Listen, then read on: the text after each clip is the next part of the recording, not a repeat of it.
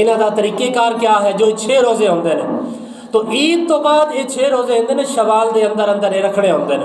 یہ پورے مہینے دے اندر 6 روزے تسی جس طرح تانوں آسانی ہوئے، چاہے اکٹھے رکھ لو، چاہے الگ الگ کر کے رکھ لو، چاہے ایک ہفتے دے اندر رکھا پھر دوسرے اندر پھر آخری ہفتے دے اندر سارے اس طرح پورے کر کے یہ 6 روزے یعنی رکھنا، اس نو آکھیا جاتا شش عید دے روزے۔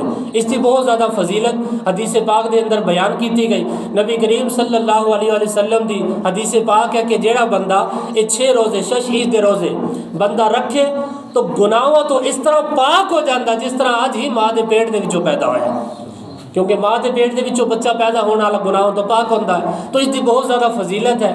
عید والا جو دن ہے یاد رکھو مسئلہ، جو عید والا دن ہے، عید والے دن روزہ رکھنا یہ مکروہ تحریمی ہے، ناجائز ہے۔ عید والے دن روزہ رکھنا جائز نہیں، بلکہ سال دے اندر 5 ایسے دن نے، یہ نوٹ کر لو سارے، سال دے اندر 5 ایسے دن نے کہ جنہ دے اندر جنہ ایام دے اندر روزہ رکھنا مکروہ تحریمی ہے، ناجائز ہے، ممنوع ہے، منع ہے۔ وہ ایک دن سال دے اندر جو 5 دن منع ہے، ایک دن آج دا دن ہے یعنی عید الفطر دا دن، اور 4 دن جو ہے عید الاضحیٰ دے، یعنی عید الاضحیٰ دا جو 10ویں دا دن پھر اس تو اگلا دن، یعنی وہ لگاتار 4 دن، 4 دن اور نے بقرہ عید دے اور 5واں دن اے اج دا یعنی عید الفطر دا۔ پورے سال دے اندر یہ 5 دن ایسے نے کہ انہاں دنوں دے اندر روزہ رکھنا یہ منع ہے، مکروہ ہے، دی اجازت نہیں۔